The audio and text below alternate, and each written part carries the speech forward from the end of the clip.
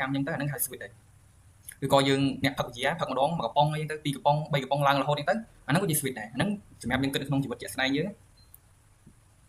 ចុះនៅក្នុងមេរៀនវិញគេនិយាយតាក់ទងនឹង switch ដែរប៉ុន្តែគេគិតទៅលើ switch ចំនួនពិតមេរៀនទី1យើងនិយាយពី switch ចំនួនពិតដែរ switch ចំនួនពិតហ្នឹងយើងគិតពីលេខលេខ1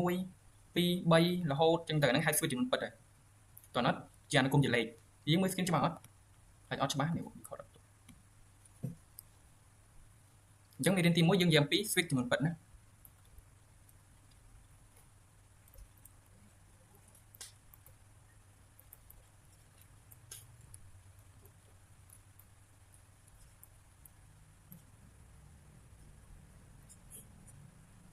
អូខេអញ្ចឹងយើងមានដឹងយមន័យ switch ចំនួនពិតមានន័យថាម៉េចអត់ជួយបងបញ្យល់ប្រាប់មិញ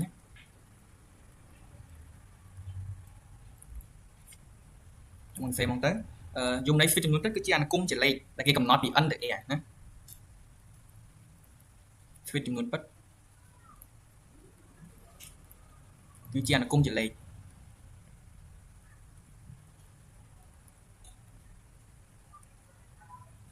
ដែលគេកំណត់ពីណាទៅណាពី n ទៅ a សំណុំ n នេះទៅ a អូខេអញ្ចឹងតម្រុំវារត់ពី n ទៅ a អញ្ចឹងបងដល់ a ត្រូវឆ្លងកាត់គេខ្លះយើងបានរៀនសំណុំណាទី10មានសំណុំគេខ្លះ n នេះហៅសំណុំអីគេយើងជួយឆ្លើយ n នេះហៅសំណុំអីគេសំណុំចំនួនគត់ធម្មជាតិបាទហ្នឹងអញ្ចឹង n គេហៅថាសំណុំចំនួនគត់ធម្មជាតិតែគេគិតពីណាទៅណាគេគិតពីលេខម៉ានដល់លេខម៉ានគេគិតផ្នែកវិជ្ជមានទៅអត់1 2 3រហូតដល់បូកកណ្ដន់ណានេះហៅសំណុំចំនួនគត់ធម្មជាតិហើយចុះទី2សំណុំគេដែលបងស្គាល់នេះសិតនេះហៅសំណុំអីគេកាលណាសំណុំគេសេឆូត2អញ្ចឹងត្រូវចាំបើយើងអត់មានឆូត2សេ n ទៅទេខុសហើយអញ្ចឹងសំណុំទី2ហៅសំណុំអីគេសំណុំចំនួនគត់ relative ត្រូវអត់ relative តែគេគិតពីណាទៅណាដែរគេគិតទាំងផ្នែកអវិជ្ជមាននិងផ្នែកវិជ្ជមានណាវាអាចដកអណនមិនទៀតចុចទៅដក2ដក1 0វាអាច1 2រហូតដល់បូកអណនអញ្ចឹងទៅតោះណាយើងនេះគ្រាន់តែបងរំលឹកសំណុំឡើងវិញទៅអញ្ចឹងសំណុំគត់ធម្មជាតិហើយសំណុំអីគេមួយទៀតមកដល់ a នៅមួយទៀតទីនេះគួយនេះហៅសំណុំអីគេណាទី10បានរៀនហើយគួយសំណុំអីគេតើភ្លេចនៅមានអ្នកដឹងអត់សំណុំបាទទៅជាសំណុំសន្និទានហ្នឹងហើយសំណុំចំនួនសន្និទានសន្និទានមានរៀងអីគេជីវភាពត្រូវអត់ហ្នឹងហើយអញ្ចឹងវាអាចអីគេអាចដក1លើ2អាចដក3លើ2អាចវិជ្ជមានអាចបាន1លើ2អញ្ចឹងទៀតទៅយើងឲ្យតែប្រភេទគេហៅថាសំណុំចំនួនសន្និទានហើយអូខេអញ្ចឹងសំណុំចុងក្រោយដែលវាគិតពីរត់ពី n ដល់ a សំណុំចុងក្រោយគឺ a វានៅមានក្រោមទៀត c ទៀតប៉ុន្តែនៅក្នុង switch នេះគេអត់គិតដល់សំណុំ c ទេអាសំណុំចំនួន complex គេគិតតែ a ទេតោះណាអានេះហៅសំណុំចំនួនអីគេ a នេះយើងស្គាល់អត់សំណុំចំនួនពិតសំណុំចំនួនអូខេសំណុំចំនួនពិតហ្នឹងហើយអញ្ចឹងគេគិតពីណាទៅណាពីដកអណនទៅបូកអណនហ្នឹងទៅវាអាចមានផៃក៏ជាសំណុំចំនួនពិតដែរណាតោះណាមានចំណងក្នុងយមន័យ switch ហ្នឹងបងជាអញ្ចឹង switch វារត់ជា switch ចំនួនពិតជាអនុគមជាលេខឧទាហរណ៍ថាអីគេឥឡូវឧទាហរណ៍មកចុះយើងយកឧទាហរណ៍ថា1 3 5 7ចុចអាហ្នឹងហៅ switch ហើយវារត់ឲ្យជាអនុគមជាលេខដល់2ដល់4មែនទៀត8ដល់16អញ្ចឹងទៅអាហ្នឹងក៏ជា switch ដែរជាអនុគមជាលេខចុះអា switch មិនមែនជាអនុគមជាលេខអាមិនមែនចំនួនពិតទេបងបញ្យល់ដំបូងអញ្ចឹងមកយើងឡើងកម្មចតាម្ដង1កម្មទៅ2កម្មទៅ3កម្មទៅអាហ្នឹងវា switch ប៉ុន្តែវាមិនជា switch ចំនួនពិតទេវាក្នុងតែយើងគិតនៅក្នុងកម្មភាពនៅជាស្ដែងដែរណាមានចំណងអីអត់ដល់ switch វាក៏បងបញ្យល់លឿនពេកទេឥឡូវបងបន្តទៀតបូកមួយត្រូវស្គាល់មួយទៀតហៅ switch drop off drop off យើងកត់ណាយើងយកសភៅមកកត់បដាតាមក្រោយមកកត់បដាមើលបដាមកតោះមានអ្នក comment មួយលឺតាក់ហើយយកមកពីអ៊ីនធឺណិត slow ទៅដឹងបានលឺតាក់នេះយើងលឺតាក់ទាំងអស់គ្នាមែនគុំមិនលឺច្បាស់អត់ខ្ញុំលឺច្បាស់ហើយអូខេហើយជាមកពីអ៊ីនធឺណិតរស្មីហើយជាមកពីអ៊ីនធឺណិតមើលកន្លែងហ្នឹងដើមមកតោះអញ្ចឹងបន្តទៀតថា switch នេះគេ switch drop off អញ្ចឹង switch drop off គឺជា switch ដែលគេអាចរាប់ចំនួនតួវាបានចាំណាជា switch ដែលគេអាចរាប់ចំនួនតួវាបានឧទាហរណ៍ថាបងឧទាហរណ៍យើង 1 2 3 4 5 ចឹងនេះហៅថា speed drop អស់គាត់ speed drop មិនអស់អស់នេះមានប៉ុន្មានតួ5តួត្រូវអត់ចឹង5តួនេះហៅ speed drop អស់ហើយសារយើងដឹងថាយើង drop ទៅវាបាន5តួប្រកាសនេះវាមានចុចអញ្ចឹងវាដឹងថាប្រហែលទេអញ្ចឹងអានេះហៅថា speed drop មិនអស់ឬក៏ហៅថា speed anon ឥឡូវនេះមកដាក់បូកមួយទៀតចុចហៅថា speed anon ន័យថាគឺជា switch ដែលគេមិនអាចរាប់ចំនួនតួវាបានណា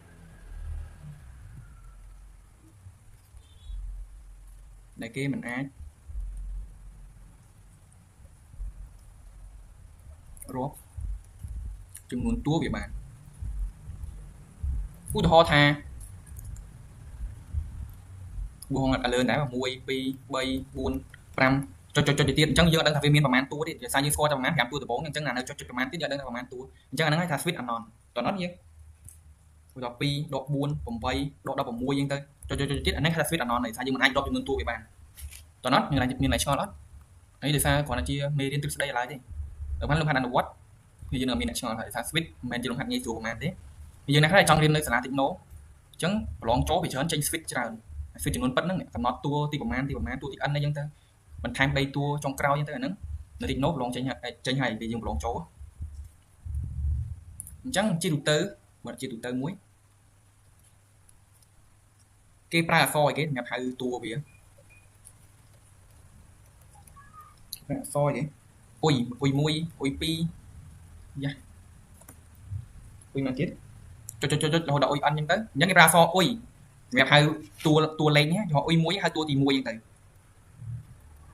បាទអ៊ុយ2ហៅតួទី2ចឹងទៅហើយអ៊ុយ n គេហៅតួទី n ទៅអញ្ចឹងគេប្រើអក្សរអ៊ុយដើម្បីសម្រាប់កំណត់តួទីប្រមាណរបស់លេខហ្នឹងតោះណានេះយើង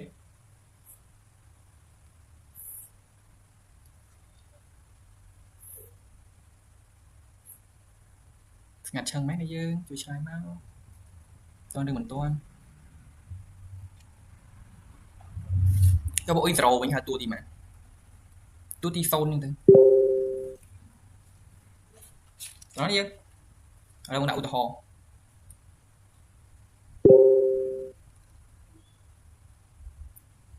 ដល់គេចូលបន្ថែម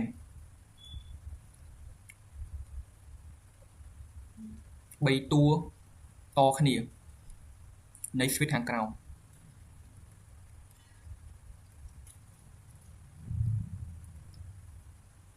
អញ្ចឹងខ្ទង់ A 2 8 14 20 26ចុចអូខេអញ្ចឹងអានេះគេឲ្យចូលបន្ថែម3តួតគ្នានៃ switch ខាងក្រោមនេះគេបន្ថែម3តួនេះ3តួចុងក្រោយនេះតើវាតម្លៃលេខប៉ុន្មានខ្លះអញ្ចឹងដើម្បីរកអាតួចុងក្រោយនឹងបានទី1ត្រូវស្វែងរកលំនាំគំរូវាថាតើវាមានលំនាំគំរូមិនដើម្បីយើងកំណត់អា3តួចុងក្រោយនឹងបានណាអញ្ចឹងតើយើងឆ្នៃវាមកឥឡូវបងសាក់ធ្វើផលសងបងសាក់យក8ដក2ហើយយក14ដក8ហើយយក20ដក14ហើយយក26ដកឲ្យ20អញ្ចឹង8ដក2ឃើញមែន6ទៅអត់ជួយឆ្លើយមកនេះយើងបងសួរជួយឆ្លើយមកណាឲ្យបងនិយាយឯងអញ្ចឹង14ដក8ឃើញមែន6ដែរទៅអត់ហ្នឹងហើយ20ដក14ឃើញមែន6ហ្នឹងហើយ26ដកឲ្យ20ឃើញ6អញ្ចឹងអាចចាប់យកលំនាំគំរូវាបានត្រូវអត់អញ្ចឹងអានេះតួនេះបានដកនឹង26នឹងឲ្យវាសល់6ដែរតែយើងកំណត់មួយបានហើយអានេះដកនឹងអាតម្លៃប៉ុណ្ណេះនឹងឲ្យវា6ទៀតហើយអាតួទី3ចុងក្រោយនេះយើងដកនឹងអាតម្លៃអាទី2នេះដល់ឃើញ6ទៀតហើយតោះណាតែយើងចាប់បានលំនាំគំរូ6នេះយល់អត់ហើយយើងគិតថាចេះគេណាយក2បូក6ឃើញ8 2បូក6ឃើញ8តោះណា6ហើយ8បូកឲ្យ6ឃើញ14ខាងលើនេះលើបងថតសេប៊ីខ្មៅមកហើយ14បូក6ឃើញមែន20ខាងលើនេះហើយយើងយក20បូក6នេះវាឃើញ26ហើយយើងយក26នេះបូក6នេះវាឃើញប្រហែលតម្លៃឡើង32ទៅអត់ស្មើ30ហ្នឹងហើយបាទអញ្ចឹងបន្តមកយើងយកអា32នេះបូកនឹង6ទៀតមកអញ្ចឹងវាឃើញតម្លៃហើយប្រហែល38ទៅអត់អូខេអញ្ចឹងយើងយក38បូក6ទៀតមកយើងឃើញតម្លៃនេះហើយវាឃើញ40មែន44ទៅហ្នឹងហើយអញ្ចឹងយើងឃើញយើងអាចរក3តួចុងក្រោយវាបាន3តួតគ្នាវាបានអត់យើងឃើញ32 38 44ដោយសារយើងចេញមកពីការរកដំណគំរូវានេះយើងផ្សាយធ្វើផលសង8ដក2ទៅហើយយក14ដក8ទៅវាឃើញផលសង6ថេដូចគ្នាអញ្ចឹងយើងអាចកំណត់លំនាំគំរូវាបានហើយតើអត់ឥឡូវឧទាហរណ៍មួយទៀតឧទាហរណ៍ថា5 9មកទៀត13 17 21ចុចតោះឥឡូវសាក3តួចុងក្រោយហ្នឹងមើល តាធ្វើតាមបងមើលធ្វើរកលំណងគ្រូតាមបងមើលតាធ្វើផាសងចឹងមើលតោះចឹងវាធ្វើនិយាយឃើញចឹងបង25 29 33 25 29 33 29 33តោះឥឡូវយើងសាកធ្វើអស់គ្នាហាមូលហេតុអ្វីវាចេញ3តួចុងក្រោយហ្នឹងតោះអញ្ចឹងយើងសាកយក9ដក5សល់ប៉ុន្មាន4សល់4 13ដក9នៅសល់4 17ដក13សល់4ដែរ21ដក17សល់4ដែរអញ្ចឹងឥឡូវយើងសាកយកបូក5បូក4ចេញ9ខាងលើ9បូក4ចេញ13 13បូក4ចេញ17 17បូក4ចេញ21អញ្ចឹងអានេះ21បូក4មកចេញ25នេះត្រូវអត់អញ្ចឹងអានេះ25បូក4ទៀតមកចេញ29អានេះ29បូក4ទៀតមកចេញ33អញ្ចឹងត្រឹមត្រូវអូននេះរត់ត្រឹមត្រូវណាតើឥឡូវបន្តទៀតឧទាហរណ៍ក្នុងផ្សេងមួយទៀតចុះដក3 0 5 12ណាទៀត21 32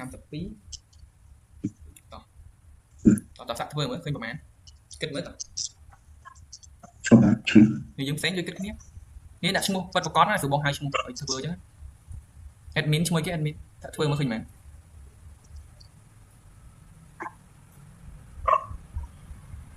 យើងថាការអស់គ្នាណាពេលបងបរៀនអញ្ចឹងយើងយកសភៅមកកត់មកតែបងបរៀនបងនៅផ្ទះបងគាត់ដឹងថាយើងរៀនបែបមិនទេហ្នឹងហើយកត់ណាគិតចេញអត់ធ្វើដូចគ្នាដែរសាក់ធ្វើផលសងមើលយក0ដក3 5ដក0 12ដក5 21ដក12 32ដក21ណាហើយបងទៅបដាមើលយើងគិតទៅបងធ្វើ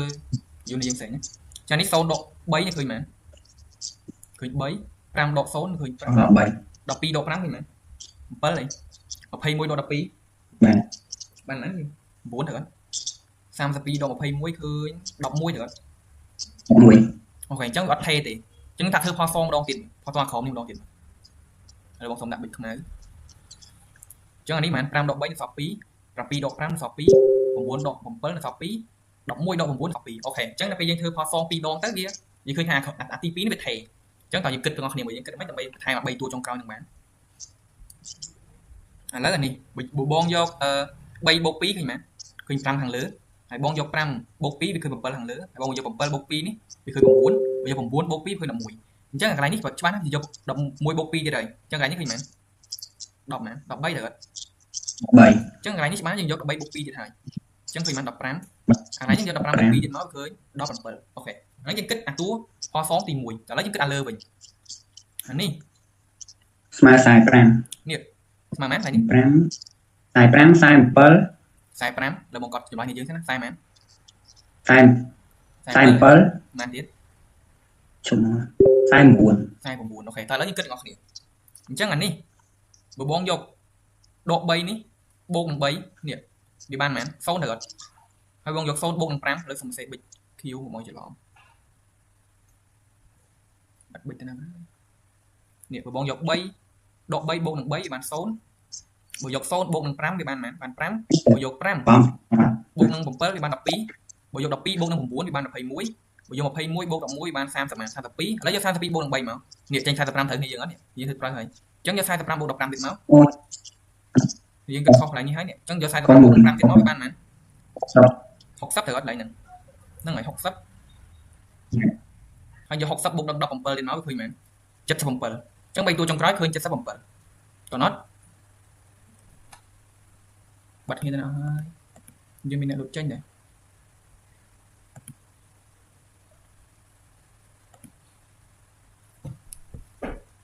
ហើយយើងកត់វិញមកតែញ៉ាំអត់យល់សួរបងណាកត់មក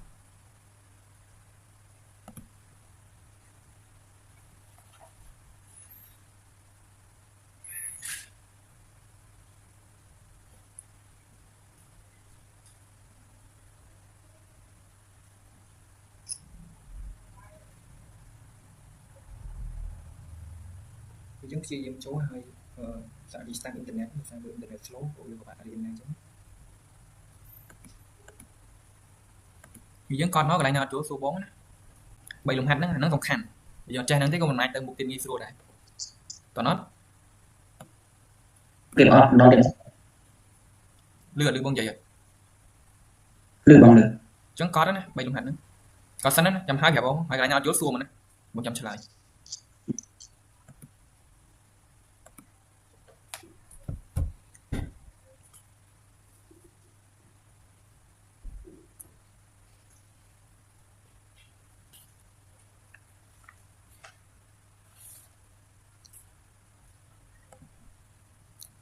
តើឥឡូវចាំសាក់ធ្វើ2លំហាត់នេះខ្លួនឯងមើលបងដាក់ឲ្យចាំគិតខ្លួនឯងថាស្មើប្រមាណដើម្បីតួចុងក្រោយហ្នឹងហើយបងដាក់ខ្ទង់ D ចុះ3 6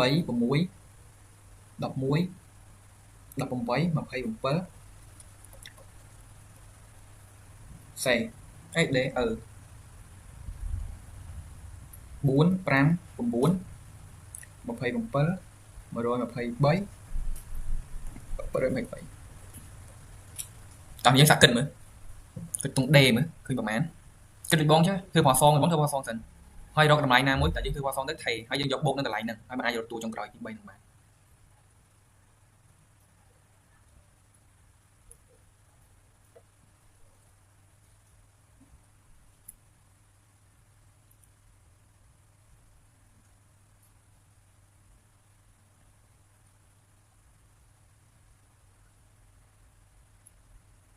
មើលឃើញហើយចម្លើយមកណា3តួចុងក្រោយហ្នឹងឥឡូវ3នាទីទៀតម៉ោង 8:40 បងកែហើយបងបន្តទៅឧទាហរណ៍មួយទៀតហើយយើងចូលដំណើរទី2ទាក់ទងនឹងរបៀបរកតួទី n នៃ switch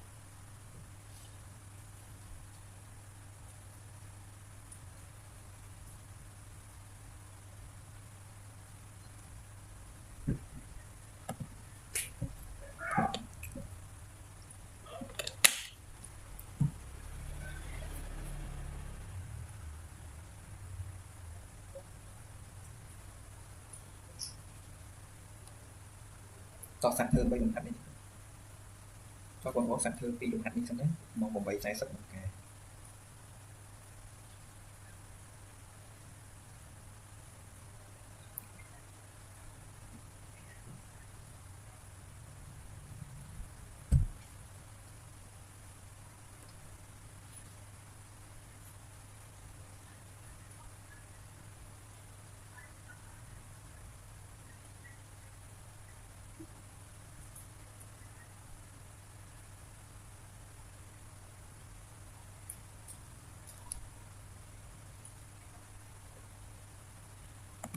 ឃើញចម្លើយនៅនេះយើង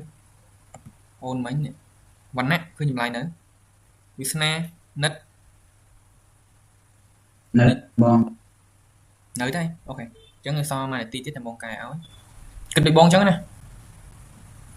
អានេះយើងប្រើគូក្បាលគិតឲ្យមែនតើដោយសារយើងអត់មានក្បួនក្នុងការរកទេយើងមានការរកដំណោះគំរូអញ្ចឹងទោះតែរកតួទី n បើយើងមានក្បួនកាលណាយើងស្គាល់តួទី n ហើយយើងអាចរកតួទីប្រមាណក៏បានដែរទីទៀតយើងរៀនពីការរបៀបក្នុងការរកតួទី n ហ្នឹងហើយ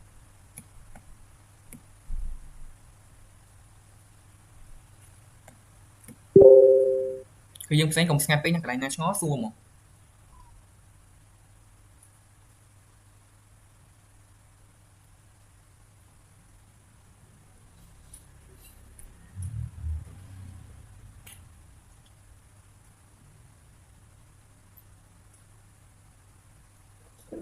ไม่รู้ใจเรื่องต่อแต่สอนตัวรู้จะยิงថាម៉េចនិតមានចម្ងល់អីមែន chứ là người tốt lôi kia lối tranh lối trôi slow មែនហៅពីអ៊ីនធឺណិតទេណា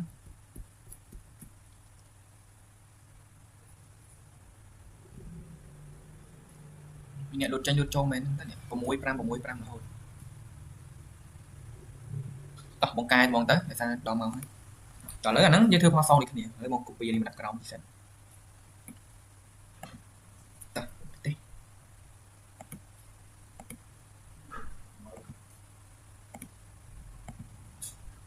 អូខេនេះគាត់ comment ហើយឃើញ38 51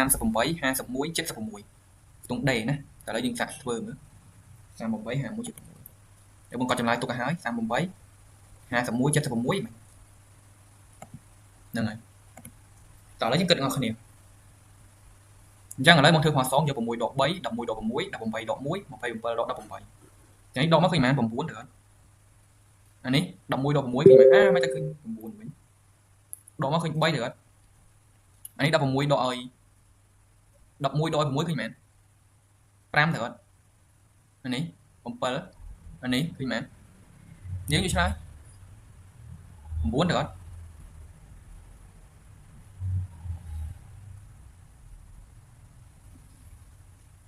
មានអ៊ីនធឺណិត slow ច្រើន ឥឡូវនឹងធ្វើបោះសុំមកតង់ទៀតសារទី1យើងធ្វើទៅអត់ទាន់ថេទេទៅមុខលុបនេះចេញសិនចាំគាត់តាមក្រោយតុងអឺតោះ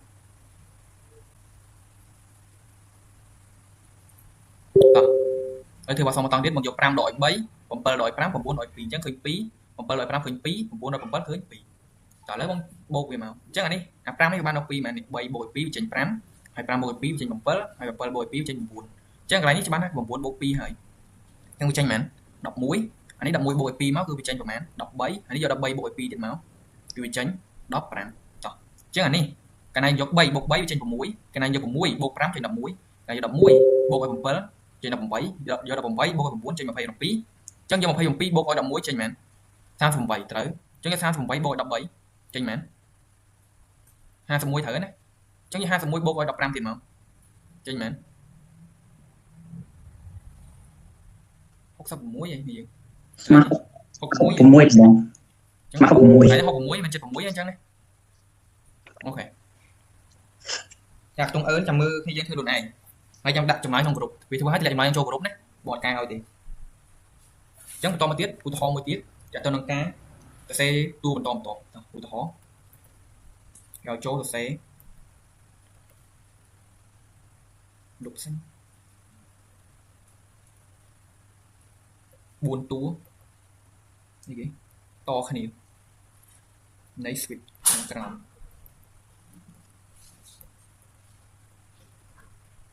តោះទី1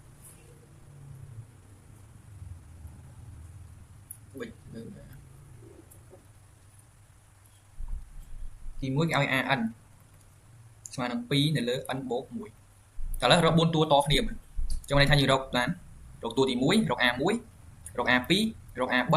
និងរក A4 ហ្នឹងគឺជា4តួតគ្នាអញ្ចឹងកាលណា A1 យើងឲ្យ n ស្មើ1ចំនួនចូលមកនេះយើងឲ្យ A1 យើង n ស្មើ1ចំនួនចូលមកអញ្ចឹងវាបានមែន2នៅលើកន្លែងមាន n យើងរួម1ចូលមក1បូក1អញ្ចឹងបាន2នៅលើ2ស្មើមែន1 A2 អញ្ចឹងយើងរួម2ចូល n មកអញ្ចឹង2អានេះ n ស្មើ2បូកឲ្យ1នៅលើអញ្ចឹងស្មើមែន2នៅលើ3អូខេតោះ n ស្មើ3ម្ដងយើងចំនួន3ចូល n 3បូក1អញ្ចឹងវាស្មើមែន2នៅលើ4យើងសម្រួលគ្នាបានអត់យើងសល់1នៅលើ2តោះ n ស្មើ4ម្ដង2នៅលើ4បូកឲ្យ1លើ2លើ5អូខេអញ្ចឹងនេះ4តួតគ្នាយើងបានហើយយើងបានអានេះតួទី1អញ្ចឹងយើងសេមកនោះគេបាននេះគេបាន switch 4តួតគ្នាសេយ៉ាងម៉េចបានខ្លះ1 2លើ3 1លើ2ហើយនឹង2នៅលើ5ហ្នឹង4តួតគ្នាយើងគាត់ចំនួន n ស្មើ1ដល់4មកយើងអាចរកឃើញ4តួតគ្នាហើយឃើញអត់បាទមួយទៀតចុះ B សេ n ស្មើមែន3 n ដក1បូកឲ្យ2តើឥឡូវសាកហៅមើលនិយាយឥឡូវចាំឆ្លើយប្រាប់បងមកសេ1ស្មើមែនឆ្លើយមកតោះឆ្លើយអ្នកមួយមកយើងមែន4អ្នកល្មមតោះឆ្លើយអ្នកមួយ admin មុនគេ Hello admin សេ1ឃើញមែន Hello លោកគ្រូសេ1ស្មើនឹង3ត្រូវលោកគ្រូដែរសាយើងមិនឲ្យ n ស្មើ1ទៅ1ដាក់1ស្មើ0ហើយរាល់អូខេត្រឹមត្រូវអញ្ចឹងឃើញ3លេខតែកូនចូលស្មើ1អញ្ចឹងស្មើ1ពុកស្មើ3អូខេត្រឹមត្រូវអរគុណច្រើនតបន្តទៀតរស្មីសេ2ឃើញមែន Hello រស្មីឮច្បាស់អត់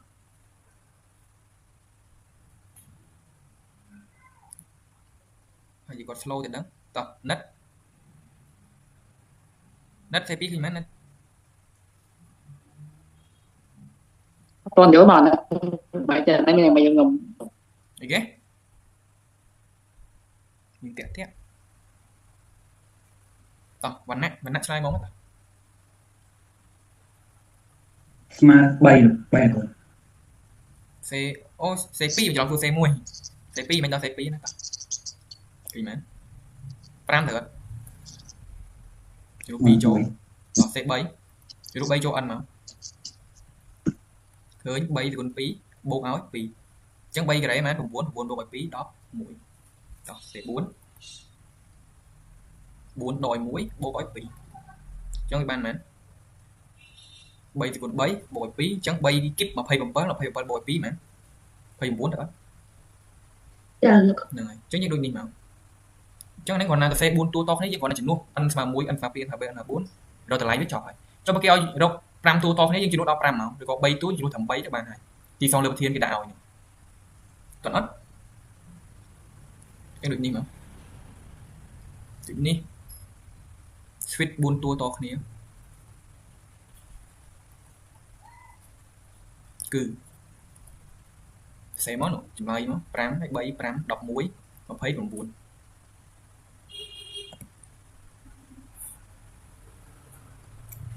ះអត់យើងវាសាមញ្ញដែរទេមិនហាត់ switch ដំបូងតន្តិចទៀតมันវាមកបាទអាឡៃរកទូទី n យើងស្មុកស្មាញតិចបើនេះយើងយកចិត្តទុកដាក់វាមិនជាបញ្ហាមានចំណងអត់តាំងពីលើមកទៅនឹងយមន័យអីនេះ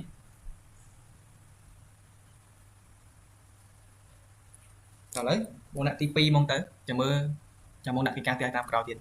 របៀបរកទូទី n វាសល់10 ទីដែរអីហើយចប់បានអូគាត់អត់ដើរ TT ចាំហេតុបន្តគ្នាយើងមកគេយើងអ្នកចូលកើតអីចាំមកវិเคราะห์វីដេអូមើលតាមក្រោយអីតែចំណុចទី2យើងនិយាយអំពីរបៀបក្នុងការរកទូទី n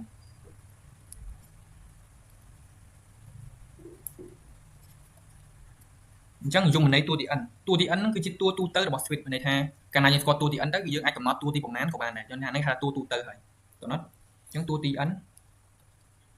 គឺជាតួទូទៅរបស់ switch អញ្ចឹងដើម្បីរកតួទី n បានយើងត្រូវប្រើវិធីសាស្ត្រគេខ្លះដើម្បីរកតួទី n បានអញ្ចឹងនេះវិធីសាស្ត្របងបង្ហាញខាងលើនោះក៏យើងអាចកំណត់តួទី n វាបានដែរអានេះហៅថាវិធីសាស្ត្រធ្វើតាមលំនាំគំរូបំលែងវាចេញជាលំនាំគំរូអញ្ចឹងណាអញ្ចឹងតោះបន្ថែមមកវិធីសាស្ត្រ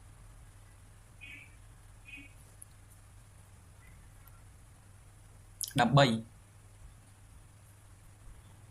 កំណត់តួទី n មានទី1វិធីសាស្ត្រទី1គឺយើងបំលែង switch ហ្នឹងឲ្យមានលំនាំគំរូ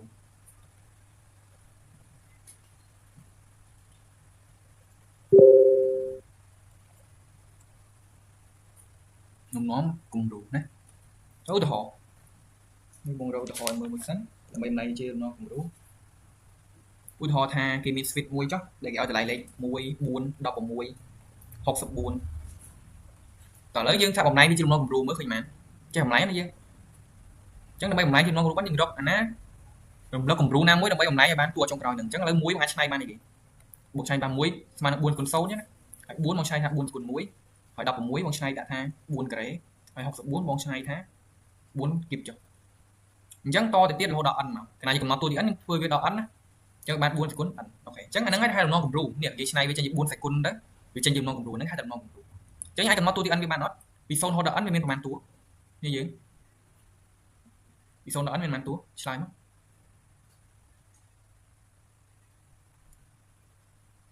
នោះតួទី n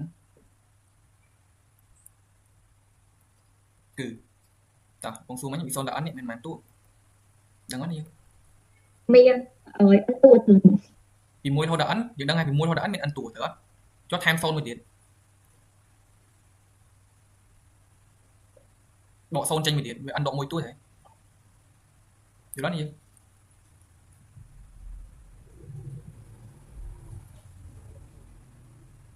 នឹង n ដក1តួតើអត់តែអញ្ចឹងអាតួទី n វាយើងកំណត់បានថាតួទី n វាយើងតាមដោយសអ៊ុយ n គឺស្មើនឹងប៉ុន្មាន4សេគុណ n ដក1តួហើយសាច់ជំនួស n ស្មើ1ចូលមើលតួទី1នេះដើម្បីយើងទៀមប៉ុននោះវាត្រឹមត្រូវអត់តួទី1នេះ n ស្មើ1ចូលមើលអញ្ចឹងវាបានប៉ុន្មាន4ដក1ហើយ1ដក1 0ចុះ4គុណ0ស្មើ1អញ្ចឹងវាចេញតួទី1ត្រូវអត់តែមកឲ្យ n ស្មើ2ម្ដងអញ្ចឹង2ដក1ស្មើ1អញ្ចឹង4គុណ1 4អញ្ចឹងតួទី2ត្រូវអានេះ n ស្មើ3ម្ដង3ដក2 3ដក1ស្មើ2 4ការ៉េមែន16ត្រឹមត្រូវតោះ n មក4ម្ដង4ដក1ស្មើ3យក4គីប64នេះត្រឹមត្រូវអញ្ចឹងអានេះតួទី n នេះយើងកំណត់ត្រឹមត្រូវហើយដោយសារយើងទៀមទាត់ទៅគឺត្រូវអញ្ចឹងអត់នេះតួទី n យើងបានប៉ុណ្ណឹងតោះអត់យើងមានតោះអត់កន្លែងហ្នឹងតើនេះលោកគ្រូហ្នឹងហើយតើឥឡូវអាហ្នឹងរបៀបទី1ក្នុងការរកតួទី n តោះរបៀបទី2ឥឡូវមកដាក់មករបៀបទៀតយើងអាចសម្រាប់បានរបៀបទី2គឺយើងធ្វើផលសងលំដាប់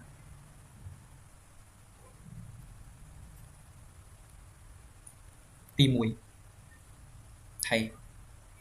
dânបើសិនជាកាន់ន័យបើកត់ណាយើងខ្ញុំសេ4វាឲ្យហើយផលសងលំដាប់ទី1ថេវាមានតម្លៃអីបងតាំងដោយការណាមួយចុះនោះតួនៃ switch គឺ UN បងតាំងដោយ UN ស្មើនឹង KN បូកឲ្យតេតែតេហ្នឹងវាស្មើនឹងតួទី1ដកឲ្យអាផលសងការតម្លៃថេទៅដល់ឧទាហរណ៍ជិតដល់ម៉ោងហើយដល់ម៉ោងបានទេយើងសង9នាទីជិតដាច់នេះហើយឧទាហរណ៍លឿនឧទាហរណ៍ថា1មែនទៀត6 11 16 0 0តើឥឡូវដល់មកតួទី N អញ្ចឹងកាលណាផលសង11ត្រូវធ្វើផលសងមកអញ្ចឹងយក6ដកឲ្យ1គឺសល់5 11ដក6សល់5 16ដក11គឺសល់5អញ្ចឹងនេះអាផលសង11ថេនេះគេតាមដោយសល់ការអញ្ចឹងការស្មើនឹងប៉ុន្មានគេបានការស្មើនឹង5បន្តមកដោយសារកូនដៃយើងរកតួទី N ទៅអត់អញ្ចឹងយើងបាននេះគេកាយសល់ការទៅ file គេទៀតនេះបាត់តេអញ្ចឹងតេស្មើប៉ុន្មានអាតួទី1អ៊ុយ1ហើយតួទី1អញ្ចឹងអ៊ុយ1ស្មើប៉ុន្មានមក1ទៅអត់នេះតួទី1ចុះការប្រើ5មិញតើឥឡូវយើងហៅតេមកអញ្ចឹងនាំឲ្យតេឃើញមែន1ដក5នៅសល់ដក4តើឥឡូវទាញយក n មកអញ្ចឹងគេបាន n ស្មើនឹង kn នេះបូកតេអញ្ចឹង kn ការប្រើ5 n ហើយដកបូកតេអញ្ចឹងចេញដក4ដោយសារតេឃើញដក4អញ្ចឹងដូចនេះមកតួទី n នៃ switch គឺ n ស្មើមែនតាមមិនដក4យល់ហើយណាឥឡូវយើងទៀងទាត់មើលវាថាជំនួសមួយចូលវាស្មើមួយអត់នេះកាលណាជំនួសមួយចូលមក1ចូលមកបានមែន5គុណ1ដកឲ្យ4អញ្ចឹងស្មើមែន1ជំនួស2ចូលមកវាទៀងទាត់ដកមែនដក4អញ្ចឹងស្មើមែន10ដក4ឃើញ6ហើយជំនួស3ចូលមក5ដក3ដក4 15ដក4ឃើញមែន11ទៅអត់ជំនួស4ចូលមកឃើញមែន20ដក4ដល់16ឃើញអត់យើងទៀងទាត់ទៅពីណាជំនួសចូលពីរត់ពី1ដល់14ទៅវាឃើញដូចដើមអត់4តួដំបូងតោះតោះយើងតួនេះលោកគ្រូតែញ៉ាំឆ្ងល់សួរណាថ្ងៃស្អែកយើងនឹងរៀនផលសង12ហើយប្រហែលជាអាចតទៅដល់ផលសង13ទៀតប៉ុន្តែវាផលសង13នៅលំហាត់នៅសាលាវាមិនអត់សូវមានទេដោយសារវាធំពេកពេលលំហាត់ហ្នឹងតើឥឡូវយើងមេសួរអត់បើមេសួរទេអាចសម្រាប់ប៉ុណ្ណឹងបានណា